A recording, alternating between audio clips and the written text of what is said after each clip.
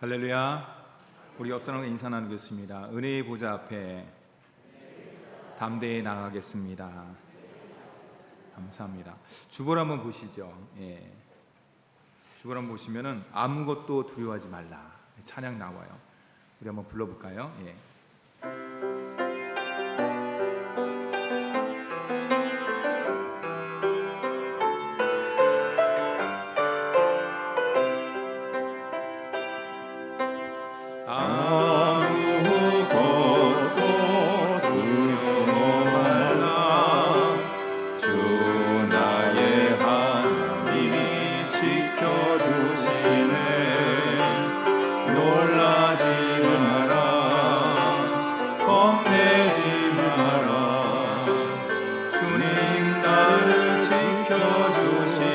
아무것도 두려워하지 말아라.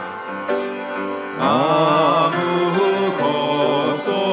두려워 말라.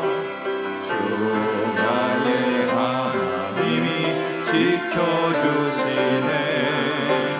놀라지 마라. 겁내지 마라. 주님 나를 지켜주시네. 내 맘이 힘에 겨워 지칠지라도 주님 나를 지켜주시네.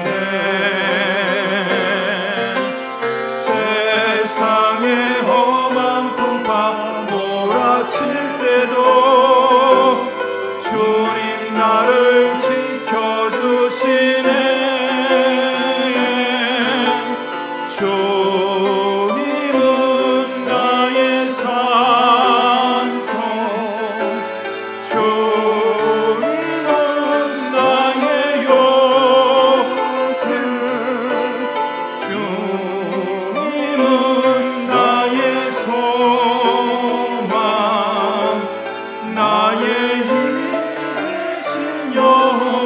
가슴에 손을 얹고 주님은 나의 산성.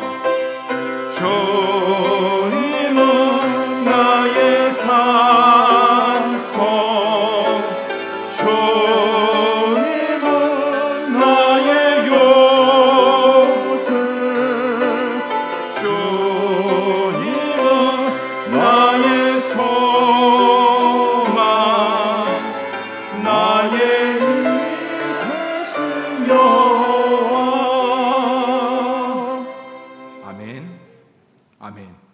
아멘. 여러분이 기도해 주시고 관심 가져주셔서 잘 다녀왔습니다. 산 좋고 물 좋은 곳에서 잘 지냈습니다. 하늘 문이 열리고 이는 내 사랑하는 아들이요 내 기뻐하는 자라. 그런 음성을 듣기를 원했는데 그런 음성은 하나도 들리지 않았어요. 어둡고 답답하고 캄캄한 정막 가운데 있었던 것 같습니다. 근데요, 참 놀라운 것이 있어요. 제가 두 가지를 받았어요. 첫 번째는 이 찬양, 아무것도 두려워하지 말아라. 이걸 받았고, 또 한 가지는 뭐냐면 제 마음 가운데 무거운 것들이 슬슬 내려가기 시작했어요. 감사하다. 여러분, 은혜의 보좌 앞에 담대히 나아가기 위해서 우리에게 몇 가지 필요한 것이 있어요. 그거는 첫째, 주님처럼 겸손해야 돼요. 사람 앞에 드러내는 겸손은 진짜 겸손이 아니고 위선이라고 할 수 있어요. 누가 보든지 안 보든지 하나님 앞에 서 있는 사람으로서 겸손히 나갈 때 그 사람이 주님의 은혜의 보좌 앞에 담대히 나아갈 수 있고 그 은혜의 생수의 강을 마실 수 있고 경험할 수가 있는. 두 번째는 뭐냐? 세례 요한처럼 순종해야 돼요. 어떤 환경과 여건 가운데 있더라도 그 말씀 앞에 우리가 순종하면서 나아갈 때 아멘. 그렇습니다. 아멘이 뭡니까? 우리 권사님 아멘 잘하시는데 아멘이 뭐예요? 네, 저도 그렇게 동의합니다. 저도 그렇게 믿습니다. 제 믿음이 부족하지만 연약하지만은 성령님 붙잡아 주시고 제가 동의할 수 있는 환경, 동의할 수 있는 마음, 동의할 수 있는 여건으로 인도하여 주시옵소서. 그게 아멘이에요. 여러분 삶 가운데 아멘 아멘 아멘 하시면서 하나님 앞에 나아가는 저와 여러분이 되기를 간절히 바랍니다. 이게 바로 겸손과 순종의 은혜의 보좌 앞에 나아가는 두 세레바퀴라고 할 수 있어요. 오늘 말씀은 뭐냐? 저를 한번 따라했습니다. 말씀의 보좌 앞에 나아갑니다. 여러분, 말씀의 보좌 앞에 우리가 앞의 내용을 살펴보았습니다. 마태복음 3장의 내용에 살펴봤을 때 예수님께서 29년 동안 사역을 하시고 삶을 사시고 이제 30세가 됐을 때 공생의 3년의 기간을 거치는데 주님께서 요단강에 나오셔서 인간 세례 요한에게 세례를 받습니다. 세례를 받으신 이후에 하늘과 땅이 열립니다. 주님의 사역으로 인해서 모든 것들이 관계가 회복됐다는 상징적 표현이라고 할 수가 있지요. 그리고 주님의 음성이 들립니다. 그리고 주님의 성령이 예수님에게 임합니다. 여기까지 상황을 살펴보면은 앞에 뒤에 내용은 살펴보지 말고 드디어 하나님의 아들이 이 땅 가운데 임마누엘 오셔서 정치적으로, 군사적으로, 경제적으로 모든 것들을 우리 주님께서 회복시켜 주시고 이스라엘 백성들이 그렇게 대망하는 메시아가 오므로 말미암아서 이스라엘 나라가 왕이 되고 모든 나라의 군주가 되어서 그 모든 나라를 통치할 수 있는 그런 때가 드디어 도래했구나, 그렇게 생각을 하겠죠. 여러분 잘 아시죠? 성경 말씀 많이 읽어보면 주님께서 이 땅에 오신 목적은 그런 게 아니에요. 정치적, 군사적, 경제적, 사회적 그 모든 것들을 회복시켜 주러 오신 것이 아니라 구원 사역을 위해서 오셨다는 것이에요. 여러분, 경제가 회복되고 정치가 바로 서고 모든 관계가 다 하기 위해서는 중요한 것이 뭐냐? 위정자가 잘하면 됩니다. 맞아요. 각 가정이 바로 서면 됩니다. 맞습니다. 이웃과 이웃이 싸우지 않고 서로 사랑하고 다투지 않고 화해하면서 잘 지내면 됩니다. 장로님 기도처럼. 맞습니다. 근데 어떻게 그렇게 될 수 있냐? 무엇으로 그렇게 될 수 있냐? 그것은 영적인 것입니다. 그 중심에 말씀이 있을 때, 그 중심에 생명이 있을 때, 그 중심에 능력이 있을 때 정치가 바로 서고 경제가 회복되고 사랑과의 관계가 모든 것들이 좋은 관계로, 은혜스러운 관계로 인도함 받는 줄 믿으시기 바랍니다. 오늘 말씀을 읽어보면 아쉽게도 우리 기대와 소망과는 전혀 다른 모습을 보여주고 있어요. 다 같이 1절 말씀을 함께 읽도록 하겠습니다. 1절 말씀입니다. 시작. 그때 예수께서 성령에게 이끌려 마귀에게 시험을 받으러 광야로 가사. 밑줄을 쫙 껐어요. 잠깐 띄워주시죠. 그때에 성령에게 마귀에게 시험을 받았다. 광야로 갔다. 이게 다 중요한 말이에요. 여기서 그때에는 뭐냐? 앞의 내용이에요. 예수님께서 세례 받으시고 성령의 인치심을 받았다는 것이 성령에 이끌려 성령과 함께하기 때문에 성령의 인도함 받는 것은 당연한 것이죠. 근데 그 뒤에 내용이 좀 이해가 안 돼요. 무슨 내용입니까? 광야로 가셨다. 그리고 마귀에게 시험을 받았다. 아니, 하나님의 아들, 목사님, 하나님의 아들 전능자가 시험 받는 경우도 있습니까? 그렇게 생각할 수 있어요. 좀 이해가 안 되는 부분이에요. 누구를 위해서, 왜 예수님께서 하나님의 아들이고 전능자인데 사단과 마귀의 어둠의 세력들은 타락한 존재인데, 피조물인데 왜 그들이 하나님의 아들을 시험했을까? 이해가 되지 않아요. 독특한 영적인 상황이라고 할 수가 있는 것이. 근데 여기서 우리가 분명히 알 수 있는 것은 하나님의 아들 예수님이 겪은 그 시험은 누구를 위한 것이냐?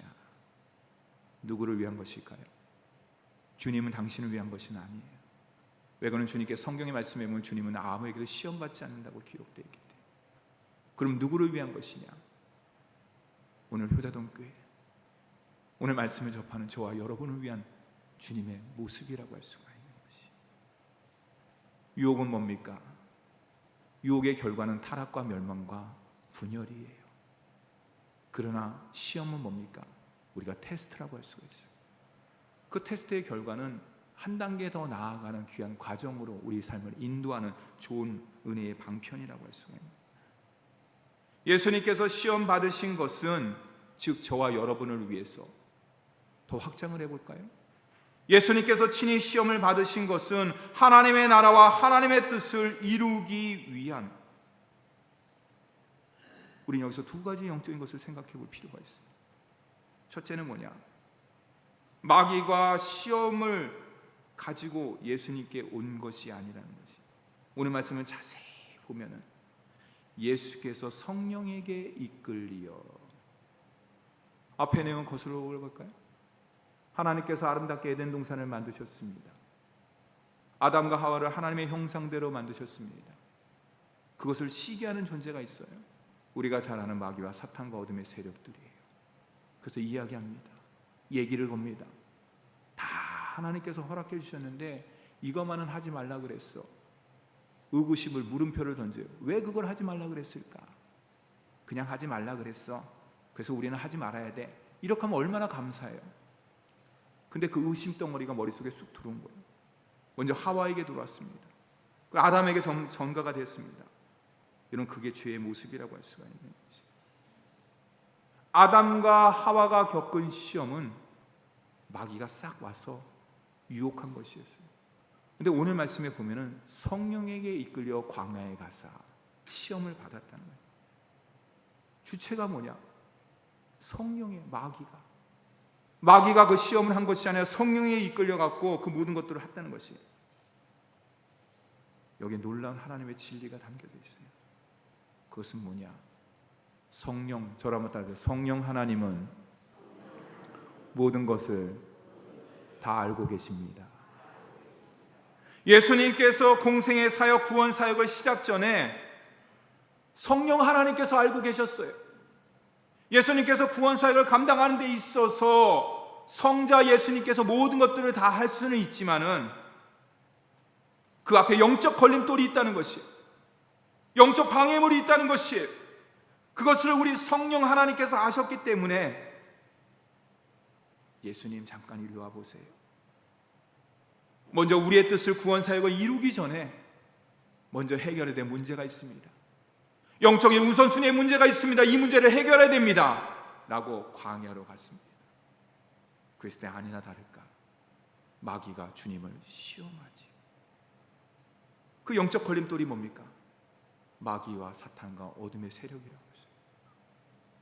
마귀와 사탄과 어둠의 세력들은 눈에 보이질 않아요. 제가 지난번에 하나님의 전신갑주 이야기하면서 마귀의 두 가지의 특징에 대해서 이야기했어요. 그 한 가지의 특징이 뭐냐? 마귀는 눈에 보이지 않아요. 숨어있는 존재라고 했었어요. 왜? 주님은 빛이기 때문에. 마귀는 어둠이기 때문에. 빛이 들어오면 어둠이 물러가기 때문에, 마귀의 영향이 또 물러갈 수밖에 없기 때문에 숨어서 그림자처럼 그 모든 것들을, 계략도 꾸미고 음모도 꾸미고 주동자도 있고 하수인도 있는 것입니다. 배후를 조종하는 사탄의 세력을 꺾지 않은 채 눈에 보이는 것과 싸우는 아무 소용이 없다는 것을 성령 하나님께서 아셨기 때문에 우리 1절 말씀에 너무나 중요한 성령에게 이끌리어 광야로 가서 마귀의 모든 시험을 감당하셨다. 마귀의 두 번째 특징은 뭐냐? 하나님을 대적하는, 하나님을 대적하는.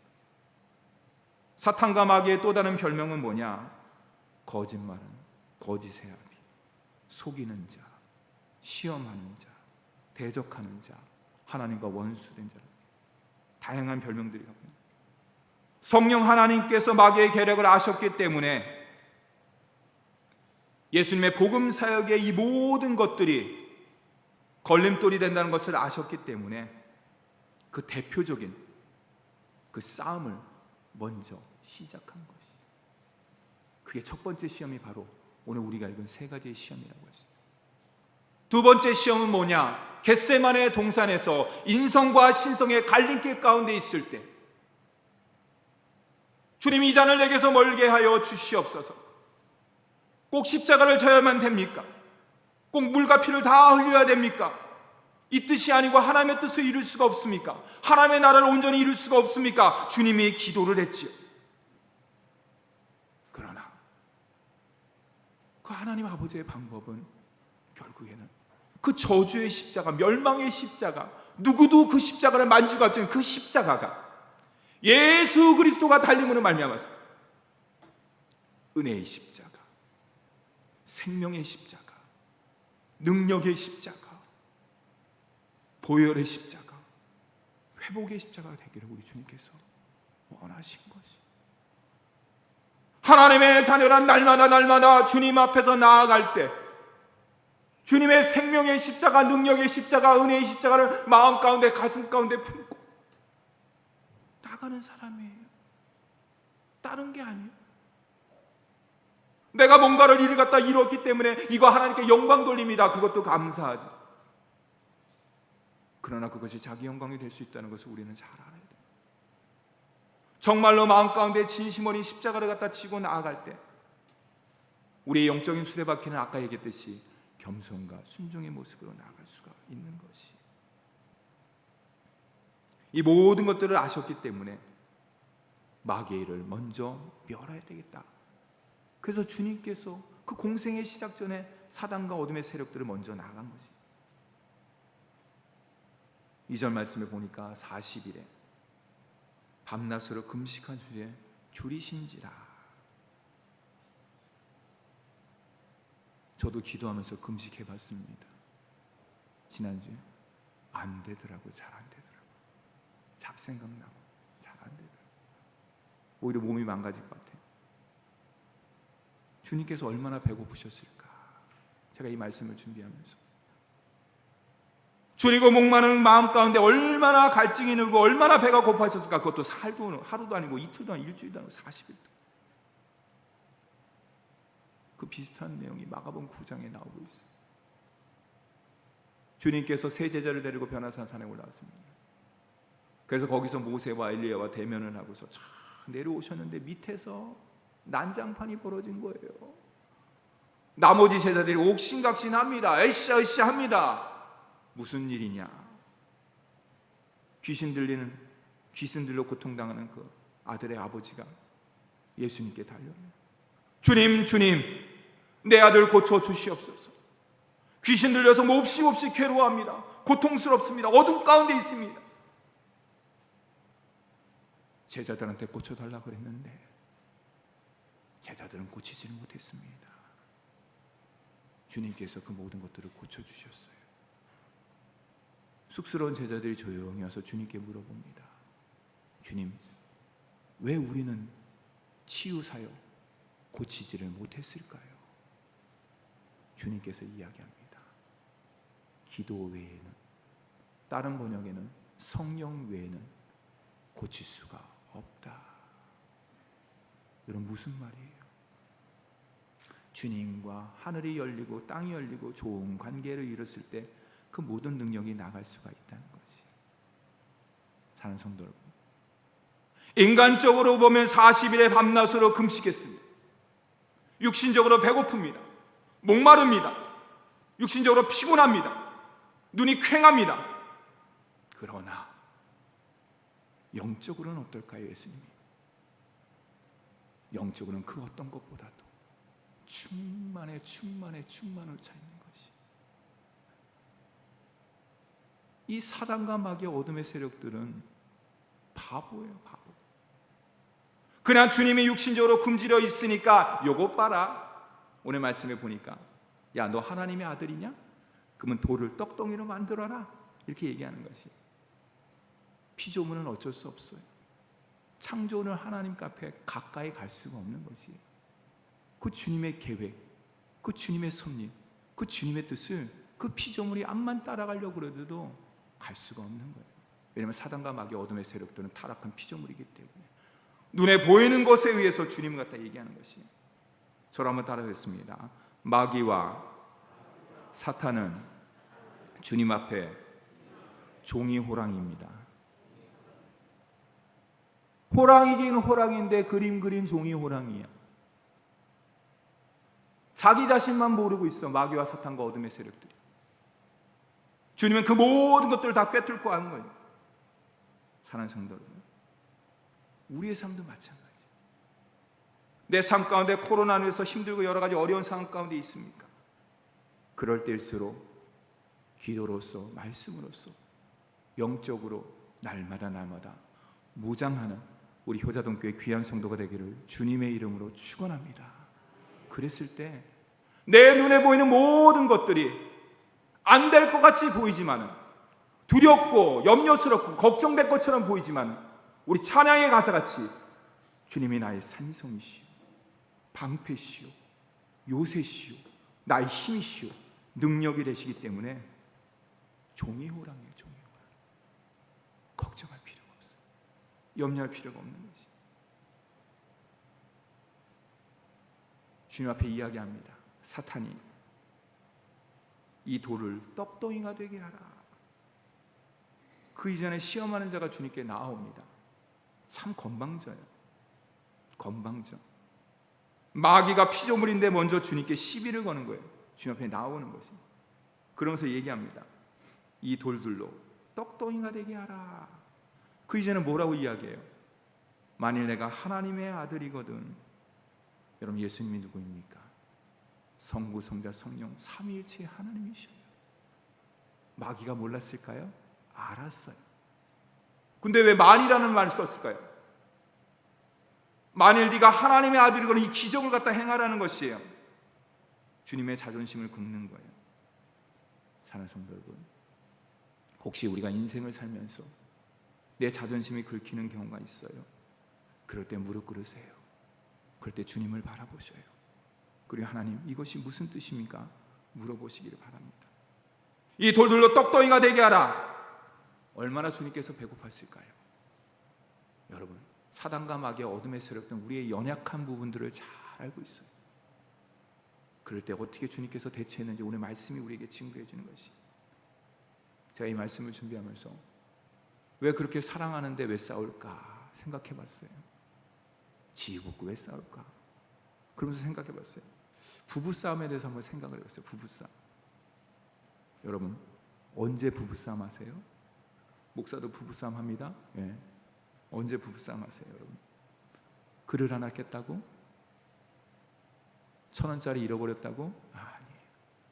그런데 부부싸움 안 해요. 거기에다 첨가되는 게 있어요. 그것 때문에 부부싸움 하는 거예요. 뭡니까? 당신은 매일 그릇을 깨.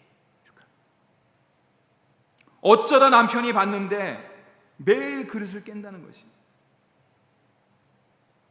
날마다 그릇을 깬다는 것이. 아내의 입장에서는 어쩌다가 잘못해서 실수로 그걸 떨어뜨린 건데, 그래서 어쩌다가 깨트린 것인데, 그게 마치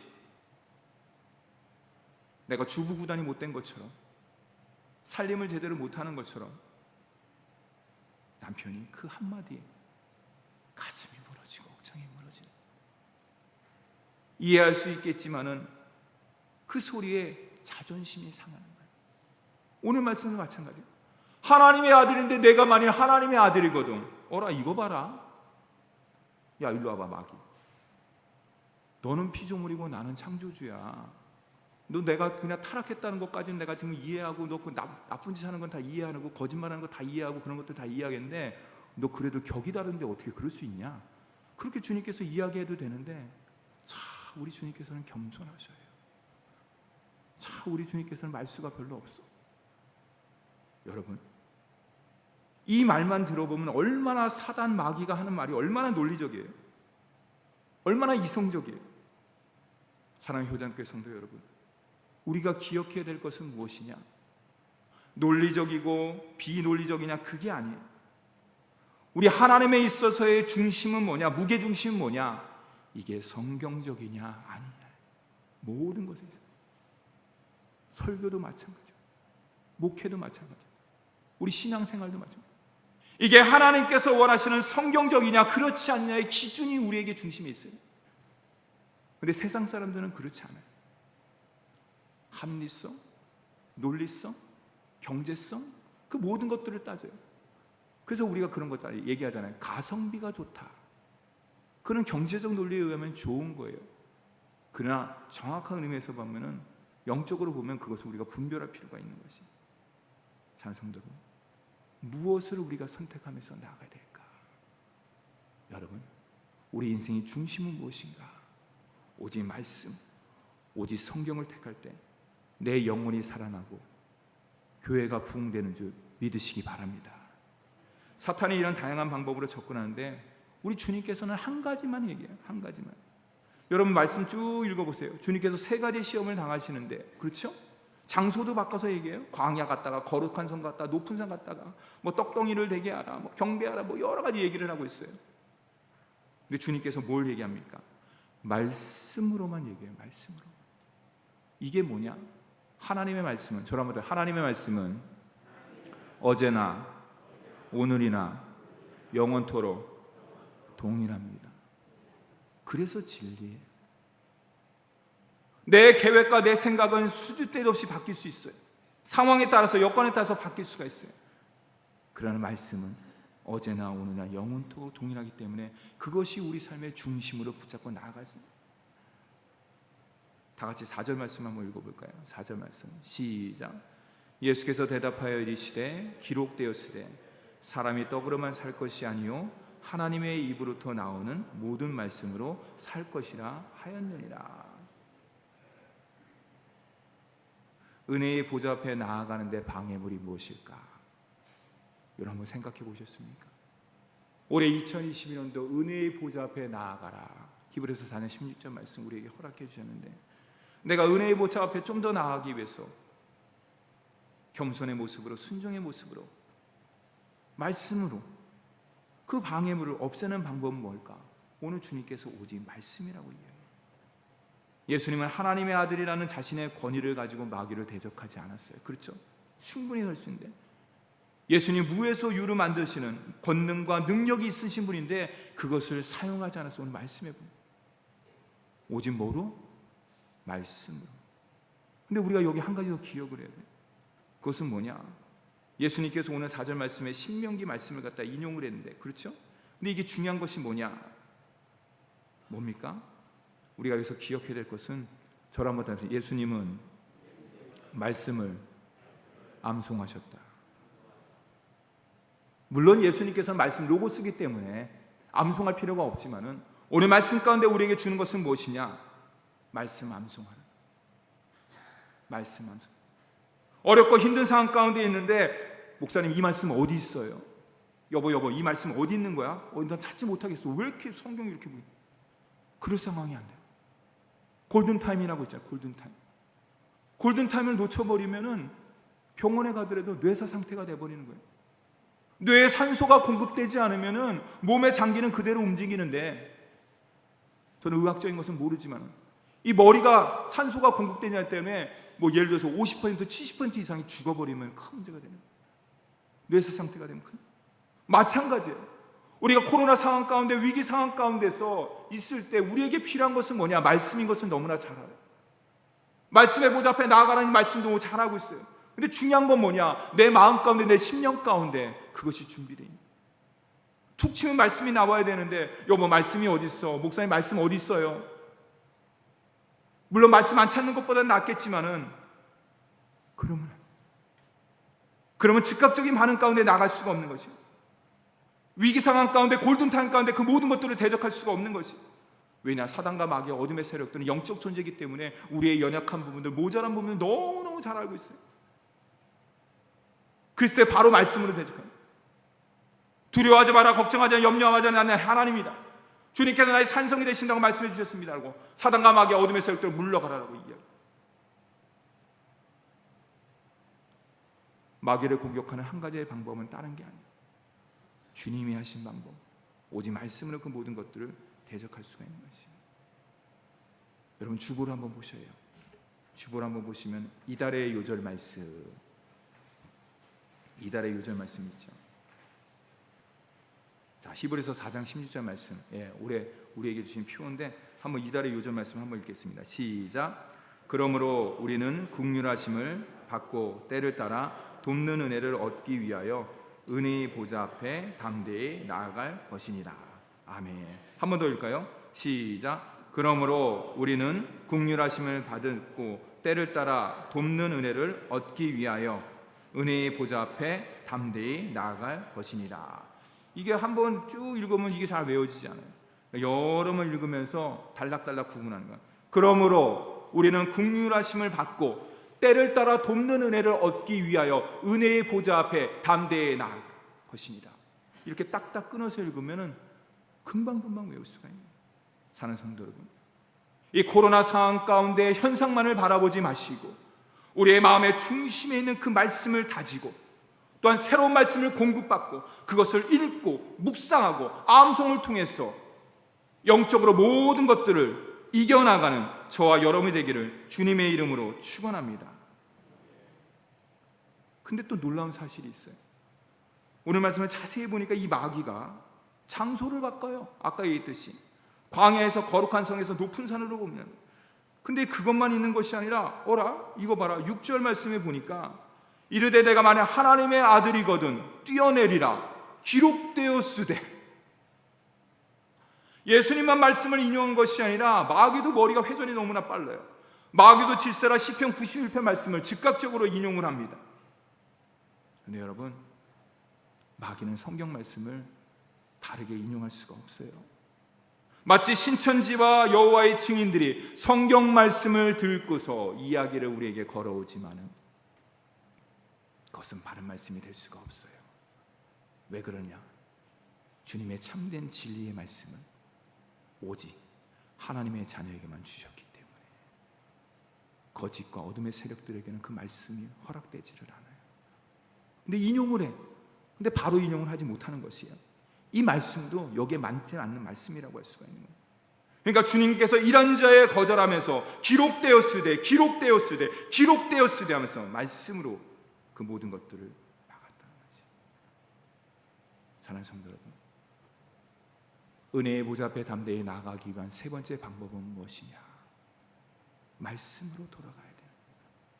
말씀으로 돌아가기 위해서는 어떻게 되느냐? 이 말씀을 바르게 사용해야 되는데 그것이 뭐냐?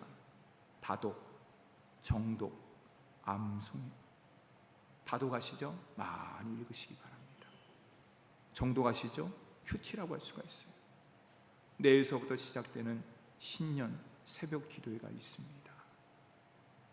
기도로서 준비해 주시고 하나님께서 나에게 주시는 말씀이 무엇인가를 사모하는 마음 가운데 나오시기를 간절히 바랍니다.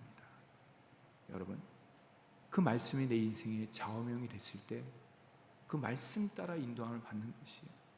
말씀 따라 인도함을 받을 때 어려운 모든 것들은 우리 주님께서 다 해결해 주시고 은혜의 보좌 앞에 저와 여러분을 인도해 주시는 줄 믿으시기 바랍니다. 제가 주보를 보니까 성경 일도 이렇게 나와요. 또 뒤에를 보니까 성경 읽기 대행진 1057도 이렇게 나와요. 교회에서 특별히 주는 선물은 없지만은 하나님께서 하나님의 말씀을 사모하고 그 말씀 가운데 나가는 우리 귀한 영혼들 가운데 하늘의 신령복과 땅의 기름진 복으로 가득가득 채워주신 줄 믿으시기 바랍니다. 여러분, 성경 열심히 읽으세요. 누가 보든지 안 보든지 관계없어요. 중요한 건 뭐냐? 하나님이 하셔요. 하나님이 하시고 하나님이 해결하시고 하나님께서 인도하는 그 믿음을 가지고 나올 때 이 말씀이 꿀송이보다도 달고 그 말씀이 내 인생 가운데 내 삶 가운데 역사해 갖고 능력의 말씀으로 작용하는 줄 믿으시기 바랍니다. 여러분, 제가 지난주에 기도하면서 받은 말씀이 딱 하나 있어요. 아까 두 가지라 했잖아요. 하나는 찬송가 받았고 또 한 가지는 뭐냐? 말씀 하나 받은 게 있어요. 저를 한번 따라서 읽겠습니다. 말씀만이 나의 힘입니다. 네? 여러분, 하나님의 자녀에서 가장 큰 힘은 무엇일까요? 세상 사람들이 이야기하는 그런 게 아니에요. 머리 좋은 거, 계획을 잘 세우고 그 모든 사람들을 갖다 잘 보면 그런 게 아니에요. 그런 지략이 아니에요. 하나님의 자녀에게 있어서 가장 큰 힘은 오직 말씀, 오직 예수 그리스도라는 것을 꼭 기억하시고 올해 2022년도에도 은혜의 보좌 앞에, 말씀의 보좌 앞에 겸손으로 순종으로 나가는 저와 여러분이 되기를 주님의 이름으로 축원합니다. 기도하겠습니다.